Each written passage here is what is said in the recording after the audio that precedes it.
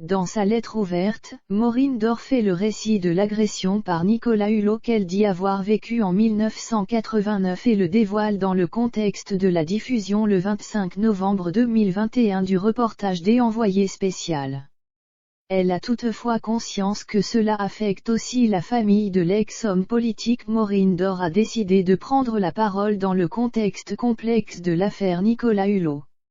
L'animatrice de télévision belge et autrice a croisé le célébré écologiste dans sa jeunesse, à Bruxelles.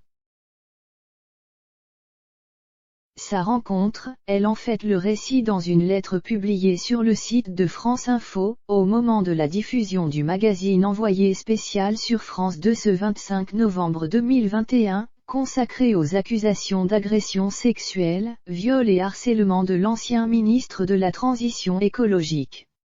Elle dit avoir été également agressée par le présentateur et ancien ministre, en 1989 lorsqu'elle avait 18 ans. Dans son message fort, où elle analyse avec le recul et sans concession ce qu'il s'est passé, elle s'adresse également à la fille de celui qu'elle décrit comme son agresseur et reste présumé innocent. Je suis sincèrement désolée pour la fille de Monsieur Hulot qui va découvrir que son père n'est pas le héros ou l'homme intègre qu'elle était en droit d'espérer, mais je suis encore plus désolée pour toutes les femmes qui l'ont appris dans la douleur et à leur corps défendant, c'est le cas de le dire. Entre elle et elle, j'ai choisi elle. Parce qu'elle, c'est aussi moi.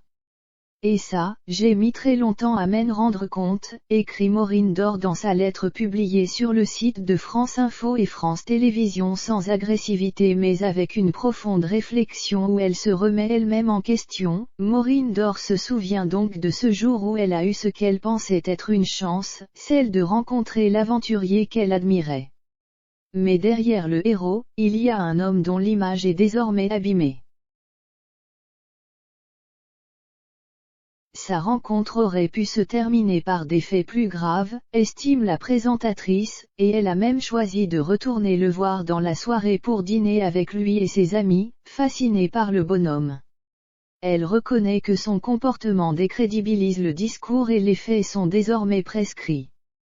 Mais elle était à l'époque à peine majeure, lui avait 34 ans.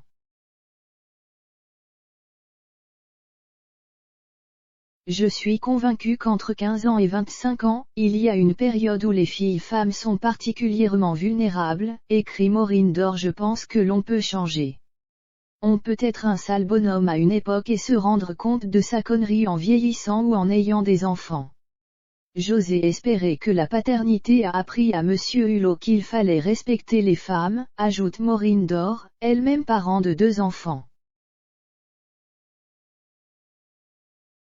Nicolas Hulot est père de 3 enfants, Léa, Titouan et Nelson, et s'est marié en 2002 avec Florence Lasserre.